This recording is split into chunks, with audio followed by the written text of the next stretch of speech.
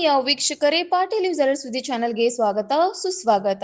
ಹಾಲಪುರ ರೈತ ಸಂಪರ್ಕ ಕೇಂದ್ರದ ಪ್ರಭಾರಿ ಕೃಷಿ ಅಧಿಕಾರಿಯಾಗಿ ಶಿವಶರಣ ಬೋವಿ ಇಂದು ಅಧಿಕಾರ ಸ್ವೀಕರಿಸಿ ಮಾತನಾಡಿ, ನಾನು ಈಗಾಗಲೇ ಕವಿತಾಳದಲ್ಲಿ ಕಾಯಂ ಕೃಷಿ ಅಧಿಕಾರಿಯಾಗಿ ಸೇವೆ ಮಾಡುತ್ತಿದ್ದು, ಹಾಲಪುರಕ್ಕೆ ಮೇಲಾಧಿಕಾರಿಗಳ ಆದೇಶದಂತೆ ಪ್ರಭಾರಿಯಾಗಿ ನೇಮಿಸಿದ್ದು, ನಮ್ಮ ಕೃಷಿ ಇಲಾಖೆಯಿಂದ ವಿವಿಧ ಯೋಜನೆಗಳನ್ನು ರೈತರಿಗೆ ಮುಟ್ಟಿಸುವ ಕೆಲಸ ಮಾಡಲಾಗುವುದು. ರೈತ ಬಾಂಧವರು ಕೃಷಿ ವಿಚಾರವಾಗಿ ಏನೇ ಸಮಸ್ಯೆ ಇರಲಿ ಕಚೇರಿಗೆ ಬನ್ನಿ, ಜೊತೆಗೆ ಎಲ್ಲರ ಸಹಕಾರ ಅಗತ್ಯ ಎಂದು ಹೇಳಿದರು. ಹಾಗೆ ಇಲ್ಲಿಂದ ವರ್ಗಾವಣೆಗೊಂಡ ಕೃಷಿ ಅಧಿಕಾರಿ ಮಾರುತಿ ನಾಯಕ್ ಮಾತನಾಡಿ, ನಮ್ಮ ಸಿಬ್ಬಂದಿ ಮತ್ತು ರೈತ ಬಾಂಧವರು ಬಹಳಷ್ಟು ಸಹಕಾರದಿಂದ ಸುಮಾರು 3 ವರ್ಷ ಕೆಲಸ ಮಾಡಲು ಸಾಧ್ಯವಾಯಿತು. ಸಹಕರಿಸಿದ ಎಲ್ಲರಿಗೂ ಧನ್ಯವಾದಗಳು ಎಂದು ಹೇಳಿದರು. ನಂತರ ಶಿವಶರಣ ಬೋವಿ ನೂತನ ಕೃಷಿ ಅಧಿಕಾರಿಯನ್ನ ಸ್ವಾಗತ ಗೌರವಿಸಿ ಹಾಗೂ ವರ್ಗಾವಣೆಗೊಂಡ ಕೃಷಿ ಅಧಿಕಾರಿ ಮಾರುತಿ ನಾಯಕ್ ಅವರನ್ನ ಗೌರವಿಸಿ ಬೀಳ್ಕೊಟ್ಟರು. ಈ ಸಂದರ್ಭದಲ್ಲಿ ಸಿಬ್ಬಂದಿಗಳಾದ ಪ್ರವೀಣ್ ಕುಮಾರ್, ಮಂಜುನಾಥ ಸ್ವಾಮಿ, ಮುದುಕಪ್ಪ, ಶರಣಪ್ಪ, ಮಾರುತಿ ಜಿನ್ನಾಪುರ, ವಿದ್ಯಾ ಹಾಗೂ ರೈತರು ಇದ್ದರು.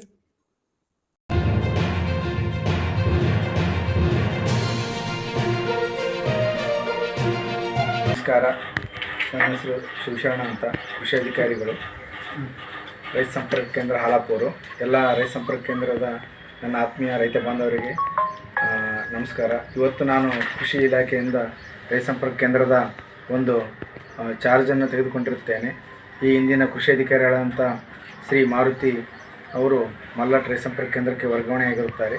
ನಾನು ರೈತ ಸಂಪರ್ಕ ಕೇಂದ್ರ ಕವಿತಾಳ ಮತ್ತು ರೈತ ಸಂಪರ್ಕ ಕೇಂದ್ರ ಹಾಲಾಪುರ ಚಾರ್ಜನ್ನು ತೆಗೆದುಕೊಂಡಿರುತ್ತೇನೆ. ರೈತ ಬಾಂಧವರು ಕೃಷಿಗೆ ಸಂಬಂಧಪಟ್ಟಂತಹ ಯಾವುದೇ ಕೆಲಸ ಕಾರ್ಯಗಳಿದ್ದಲ್ಲಿ ರೈತ ಸಂಪರ್ಕ ಕೇಂದ್ರ ಹಾಲಾಪುರಕ್ಕೆ ಬಂದು ತಮ್ಮ ಸಮಸ್ಯೆಗಳನ್ನು ಬಗೆಹರಿಸಿಕೊಳ್ಳಬೇಕಾಗಿ ವಿನಂತಿ. ಧನ್ಯವಾದ ಸರ್. ಆಮೇಲೆ ಇತ್ತೀಚೆಗೆ ಭಾಳ ದಿನಗಳಿಂದ ಇಲ್ಲಿ ಜನರಲ್ ಆಗಿರ್ಬೋದು, SC/ST ಇರ್ಬೋದು, ಯಾವುದೇ ರೀತಿ ಇರ್ತಕ್ಕಂಥ ಸರ್ಕಾರಿ ಅನುದಾನ ಇಲ್ಲ ಅಂತಕ್ಕಂಥದ್ದು ಕೇಳಕತ್ತೀವಿ ಸರ್.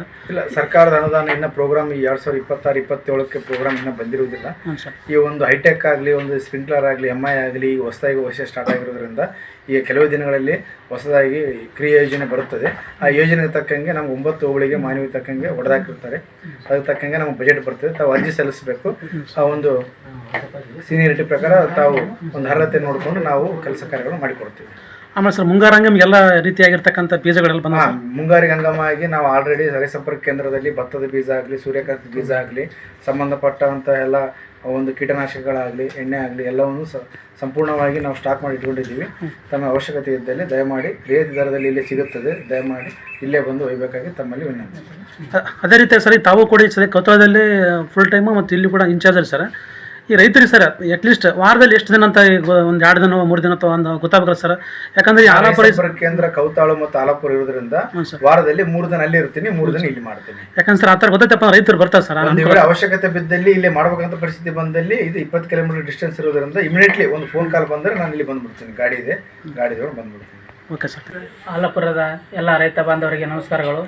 ನಾನು ಮಾರುತಿ ಅಂತ, ಕೃಷಿ ಅಧಿಕಾರಿ ಮಲ್ಲಟ ಹಾಗೂ ಪ್ರಭಾರಿ ಹಾಲಾಪುರ ರೈತ ಸಂಪರ್ಕ ಕೇಂದ್ರವನ್ನು 2023ರಿಂದ ಇಲ್ಲಿ ತನಕ ಮಾಡಿರುತ್ತೇನೆ.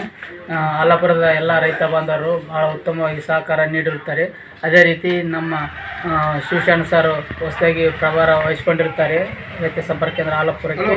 ಅವರಿಗೂ ಒಳ್ಳೆಯ ಸಹಕಾರ ನೀಡಿ ಅಂತೇಳಿ ನನಗೆ ಸಹಕಾರ ನೀಡಿದ ಎಲ್ಲ ರೈತ ಬಾಂಧವರಿಗೆ ಹಾಗೂ ಎಲ್ಲ ಮಾಧ್ಯಮ ಮಿತ್ರರಿಗೆ ನನ್ನ ಹೃದಯಪೂರ್ವಕ ನಮಸ್ಕಾರಗಳನ್ನು ತಿಳಿಸುತ್ತೇನೆ.